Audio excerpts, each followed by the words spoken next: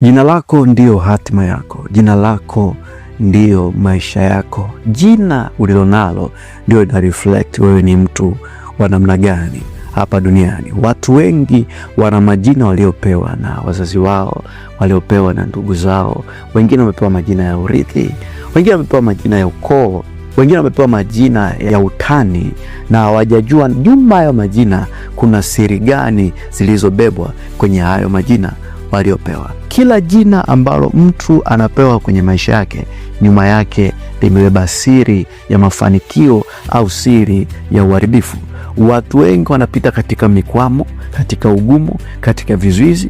Wengine hawajui chanzo ni nini, wengine wakihisi wanalogwa, wengine wakihisi ndo maisha ambayo wameambuliwa kuishi. Kumbe kinachosababisha mikwamo hiyo, vizuizi hivyo au magonjwa ni majina waliopewa. Wengine wakiolewa ndoa zinaharibika. Kumbe siri iliyopo ni kwenye majina waliopewa na wazazi wao au ndugu zao au jamaa, hata walezi waliowapa majina. Kwenye maisha tulionayo, majina tuliopewa yanaweza kuwa ni chanzo kikubwa cha mafanikio au chanzo kikubwa cha uharibifu kwenye maisha ya kila mtu hapa duniani. Wengi wa watu wanakutana na stagnation ni kwa sababu ya majina walionayo. Ukisoma kitabu kile cha Mathayo, ile sura ya 1 mstari wa 21, Biblia inasema ya kwamba baada ya malaika kumwambia maneno yale Mariam ya kwamba atapata mimba na atazaa mtoto na jina lake atamuita Yesu, maana yake atakuja kuwakomboa watu wake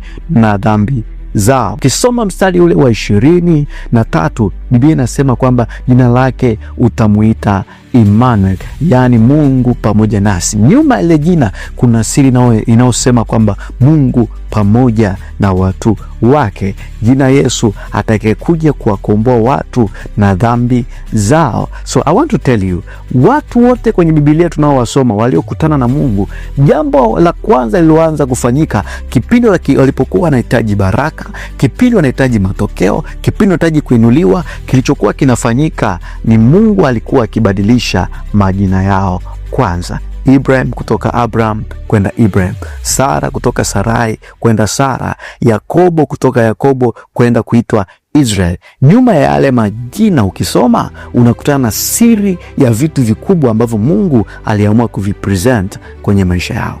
Kila jina unalopewa au unataka kutoa kwa ajili ya mtoto wako, nyuma yake limebeba siri ya mafanikio au siri ya uharibifu, kwa maana jina na hatima vinafanya kazi kwa pamoja. Unapotaka kumpa mtoto wako jina au kubadilishiwa jina, jambo la kwanza ni lazima uwe mtu wa maombi.